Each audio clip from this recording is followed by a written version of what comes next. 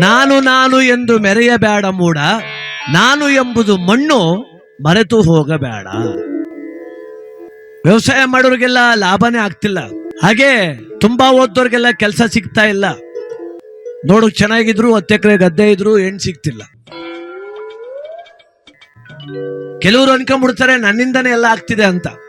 ಯಾರೋ ನಮ್ಮೂರೊಬ್ರು ಪ್ರೊಫೆಸರ್ ಆಗಿದ್ರು ಮೈಸೂರಲ್ಲಿ, ಜಾಸ್ತಿ ಓದ್ಬಿಟ್ಟಿದ್ದ ಅವಯ್ಯ. ಎಷ್ಟು ಓದಿದ್ದ ಅಂದ್ರೆ ಅವನ ಹೆಸರು ಮುಂಚೆ ಲೈನ್ ಆಗೋದು ಬರೆದ್ರೆ, ಓದ್ಬಿಟ್ಟಿವನಿ ಅಂತ ಅಹಂಕಾರ ಪುಣ್ಯಾತ್ಮನಿಗೆ.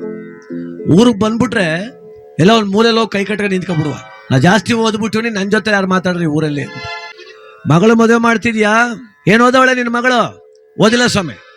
ಓದಿಲ್ವಾ? ನಿನ್ನ ಅಳಿಯ ಇವನು ಮದುವೆ ಮಾಡ್ತಿದ್ದೆ ಹುಡುಗ, ಅವನು ಓದಿಲ್ಲ. ಇವ್ರಿಗೆ ಯಾಕೆ ಮದುವೆ ಅಂತ ಬಿಸಾಕ್ಬಿಡುವಲ್ಲ ಗುಂಪತ್ರ. ಒಂದ್ಸಲ ಬೆಂಗಳೂರಿಗೆ ಹೋಗ್ಬೇಕಾಯ್ತು, ಪಕ್ಕ ಸೀಟ್ ಖಾಲಿ ಅದೆ. ಹೆಗಲ ಮೇಲೆ ಪಂಚೆ ಹಾಕೊಂಡು ಪಟಪಟಿ ಚೈಡಿಲ್ ಬಂದು ತಟಾರ ಕೂತ್ಕೊಂಡ್ಬಿಟ್ಟ. ತಲೆ ಕೆಟ್ಟಾಯ್ತು. ಯಾವ ಊರು ಅಂದ. ಇದ್ಯಾಕಪ್ಪ ದನಾದ್ರ ಸಂಘ ಅದ್ರಸಿ, ಇಲ್ಲಿ ಅನಿಯಂಬಾಡಿ ಅಂದ ಅವನು.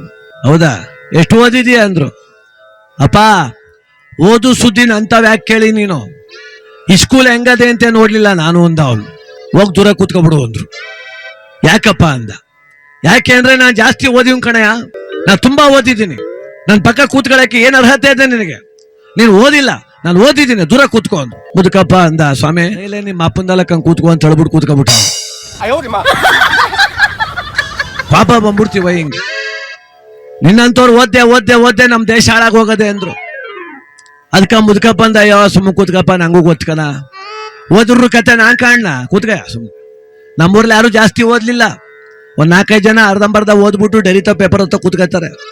ಆ ನನ್ನ ಮಕ್ಳೇ ನಮ್ಮೂರು ಹಾಳು ಮಾಡ್ಮಡ್ಗವ್ರೆ ಅಂದ ಅವ್ರು. ಪ್ರೊಫೆಸರ್ ಅನ್ಕೊಂಡ್ರು. ಏನ ಮಾಡಿ ಮುದುಕಂಗೆ ಬುದ್ಧಿ ಕಲ್ಸ್ಬೇಕು, ನಾವು ಬೆಂಗಳೂರಿಗೆ ಹೋಗ್ತು ಬುದ್ಧಿ ಕಲ್ಸ್ಬೇಕು. ಏನ್ ಮಾಡುದು, ಹೆಂಗಾರ ಮಾಡಿ ಒಂಥವ್ರು ದುಡ್ಡೆಲ್ಲ ಕಿತ್ಕೊಂಡ್ಬಿಟ್ರೆ ಮೆಜೆಸ್ಟಿಕ್ ಅಲ್ಲಿ ಭಿಕ್ಷೆ ಮಾಡಕ್ ಬಿಡ್ಬೇಕು ಅಂತ ಅವ್ರು. ಆಮೇಲೆ ಮಾತಾಡ್ಸುದು, ನೋಡೋ ನನ್ ಪಕ್ಕ ಕೂತ್ಕೋಬಾರ್ದಾಯ್ತು, ಕೂತ್ಕೊಂಡಿದ್ದಿ ಆಯ್ತು, ನಾನು ಓದಿವ್ನಿ, ನೀನು ಓದಿಲ್ಲ ತಾನೆ, ಈಗ ನಾನ್ ಬುದ್ಧಿವಂತನ ನೀನ್ ಬುದ್ಧಿವಂತನ ಗೊತ್ತಾಯ್ತದೆ, ನನ್ನ ಜೊತೆಲಿ ಒಂದು ಆಟ ಆಡ್ಬಿಡು ಅಂದ್ರು. ಏನ್ ಆಟವಪ್ಪ ಅಂದ. ಏನಿಲ್ಲ, ನಾನು ನಿಂಗೊಂದು ಪ್ರಶ್ನೆ ಕೇಳ್ತೀನಿ, ನೀನ್ ನನ್ಗೆ ಉತ್ತರ ಕೊಡು. ನಿನ್ಗೆ ಉತ್ತರ ಕೊಡು ಬರ್ದೆ ಹೋದ್ರೆ 100 ರೂಪಾಯಿ ದಂಡ ಕಟ್ಬಿಡು. ಆಯ್ತು. ಆಮೇಲೆ ನೀನು ನಂಗೊಂದು ಪ್ರಶ್ನೆ ಕೇಳು, ನೀನ್ ಕೇಳು ಪ್ರಶ್ನೆಗೆ ನಂಗೆ ಉತ್ತರ ಕೊಡು ಬರ್ದೆ ಹೋದ್ರೆ ನಾ ಪ್ರೊಫೆಸರ್ ಕಣೋ ಮೈಸೂರಲ್ಲಿ 1,000 ರೂಪಾಯಿ ಕೊಟ್ಬಿಡ್ತೀನಿ ಅಂದ್ರು. ಅವ್ರು ಅನ್ಕೊಂಡ್ಬಿಟ್ರು ನಾ ಜಾಸ್ತಿ ಓದಿವ್ನಿ, ಅವ್ನು ಕೇಳೋ ಪ್ರಶ್ನೆಗೆಲ್ಲ ಉತ್ತರ ಕೊಡ್ತೀನಿ, 1,000 ರೂಪಾಯಿನ ಆಸೆ ತೋರಿಸ್ಬಿಟ್ಟು ಆಟಕ್ಕೆ ಕರೆದು ಬಿಡ್ಬೇಕು, ಒಂದೊಂದೇ ಪ್ರಶ್ನೆ ಕೇಳೋದು 100 ರೂಪಾಯಿ ಕಿತ್ಕೊಳ್ಳೋದು, ಬರೀ ಕೇಳಿ ನಿಲ್ಸ್ಬೇಕು ಅಂತ ಅವ್ರು. ಮುದುಕಪ್ಪ ಅಂದ, ಸ್ವಾಮಿ ಆಟ ಚೆನ್ನಾಗದೆ, ಆಡುವ, ಪಾಪ ದೊಡ್ಡ ಮನ್ಸರು ನೀವು ಕೇಳ್ತಿದ್ದೀರಿ, ನಾನು ಆಡ್ತೀನಿ, ಆದ್ರೆ ಮೊದಲನೇ ಪ್ರಶ್ನೆ ನಾನೇ ಕೇಳ್ಬಿಡ್ತೀನಿ ಅಂದ ಅವನು. ಕೇಳು ಅಂದ್ರು. ಸ್ವಾಮಿ ಏನಿಲ್ಲ, 20 ತಲೆ 40 ಕೈ 60 ಕಾಲು ಯಾವ ಪ್ರಾಣಿಗಿದ್ದು ಅಂದ. ಪ್ರೊಫೆಸರ್ಗೆ ಲಪ್ಪ ಹೊಡೆದಂಗೆ ಆಗ್ಬಿಡ್ತು ಕುಂತ.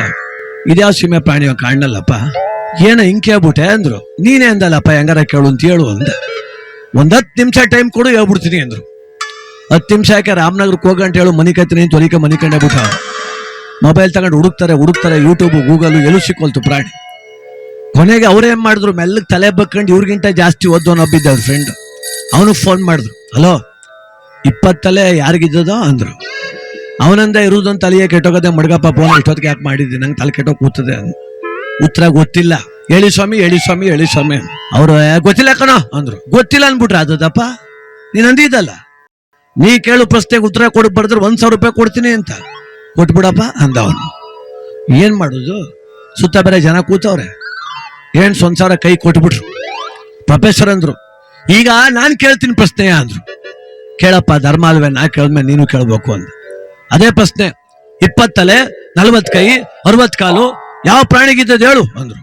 ನಂಗೂ ಗೊತ್ತಿಲ್ಲಕ್ಕಂತ 100 ರೂಪಾಯಿ ವಾಪಸ್ ಕೊಟ್ಬಿಟ್ಟು. ಸ್ವಾಮಿ ಇನ್ನೊಂದು ಕೇಳನೆ ಅಂದ. ನಿನ್ನ ಅಮ್ಮಯ್ಯ ಸುಮ್ಮ ಕೂತ್ಕೊಬಿಡಪ್ಪ, ಬೆಂಗಳೂರಿಗೆ ಹೋಗಂಟ ನೀನ್ ಸುದ್ದಿಗೆ ನಾ ಬರುವುದಿಲ್ಲ ಅಂದ್ರೆ, ಬೆಂಗಳೂರಿಗೆ ಹೋಗಂಟ ನೀನ್ ಸುದ್ದಿಗೆ ನಾ ಬರುವುದಿಲ್ಲ ಅಂದ್ರೆ.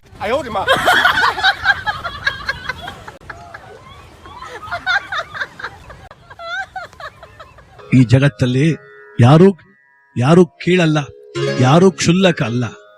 ಆದ್ರಿಂದ ನಾವು ಯಾವತ್ತೂ ಕೂಡ ಆವು ಕಚ್ಚಿದವರು ಬದುಕಿಸಬಹುದಂತೆ ಅಹಂಕಾರ ಬಂದೋದು ಬದುಕೋದು ಕಷ್ಟ.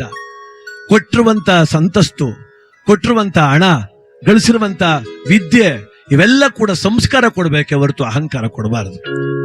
ಬಹಳ ಜನ ನೋಡಿ ಹೇಳ್ತಾರೆ, ಸರ್ ಅಷ್ಟೆಲ್ಲ ದೊಡ್ಡ ಮನುಷ್ಯ ಇಷ್ಟು ಸಿಂಪಲ್ ಆಗಿ ಅವ್ರಿಗೆ ಗೊತ್ತಾ ಸರ್, ಹಂಗಿರ್ಬೇಕಲ್ವಾ ಅಂತ. ಇವತ್ತು ಯಾರಾದ್ರೂ ಆತ್ಮೀಯತೆಯಿಂದ ಹೆಗಲ ಮೇಲೆ ಕೈ ಇಟ್ರೆ ನಮ್ಮೂರು ಅಂತ ಒಪ್ಕೊಂಡ್ಬಿಡ್ತೀವಿ ನಾವು, ಅಷ್ಟು ಆತ್ಮೀಯತೆ. ಹಾಗೆ ಜನರ ಮನಸ್ಸನ್ನ ಗೆಲ್ಲಬೇಕು, ಮದ ದೂರ ಇರಬೇಕು, ಮನಸ್ಸನ್ನ ಗೆಲ್ಲಬೇಕು. ಈ ಮೂಲಕ ಮನುಷ್ಯ ಉನ್ನತಿಯತ್ತ ಸಾಗಬೇಕು.